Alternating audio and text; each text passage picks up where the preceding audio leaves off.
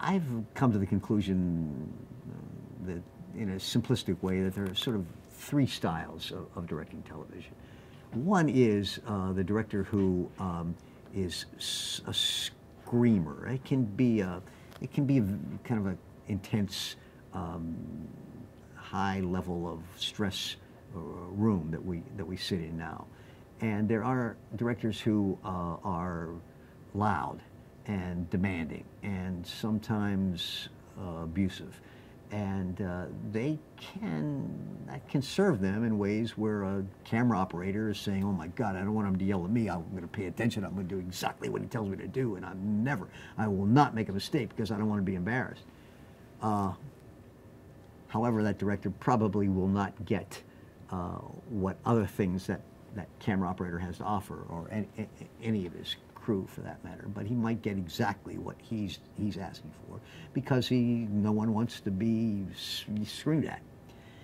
There is another style that is the sort of the friendly, one of the guys directors, who jokes on headset, and they go out for drinks afterwards with the whole crew, and he too that style might serve him in that they're all friends, and you don't want to let your friend down, and you'll sell a shot, and you'll do your best because you just love this guy, and you're going to go have drinks. But there's a danger there too, that you lose a little bit of that authority that you need. And the third style is kind of the one that I fell into, and that is the work comes first, and you can be low key. Certainly don't have to be abusive, but the job is what counts, and the work is what counts, and the shot is what counts. And I never have been one of the buddies of the rest of the crew. Partly for many years I was much younger, and partly because I just sensed that it was important to maintain a certain distance and a certain respect, major respect for your skills are what count here, but it's a quieter, more serious quarterback that I've become. You've talked about the three kinds of directors. Yes. And the kind that you perceive yourself. Yes. Did you have to change anything about your style for this show? Or change the way that you perceive that now? Yes, I did. As I said, Lorne is a writer, and for him it's a writer's show, and the writer comes first. And I was not used to having a writer decide whether the lighting was adequate or whether the colors of the back wall were appropriate.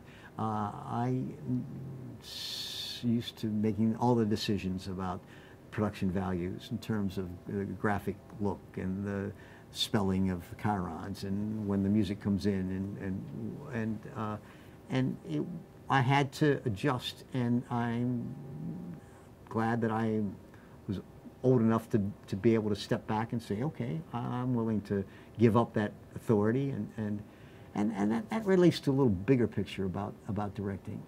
It's very easy when you stand here to think that the whole show funnels through you, and that you are the leading man, and you say take one, and the whole world sees what camera you've picked, and you say cue him, and that big time star talks because you've said cue him. And this whole room is filled with people doing work, but it's only your voice being heard. And that voice is going out to headsets on the floor. So another 50 people are doing what you tell them to do. So you start to think that I'm God here. And when I speak, things happen. And a lot of directors, well, that's not fair. There are some directors, I think, and maybe at first I was one of them, who thought, well, I'm the most important part of this operation, because if I don't talk and I don't call, it's not going to happen.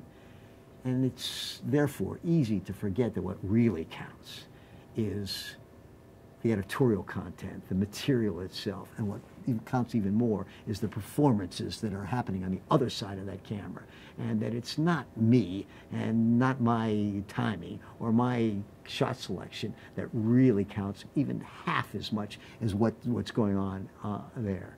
And I've therefore developed a much deeper respect for that side of the camera, a much deeper respect for the written word, and a much deeper understanding of what the people at home are seeing and what counts to them.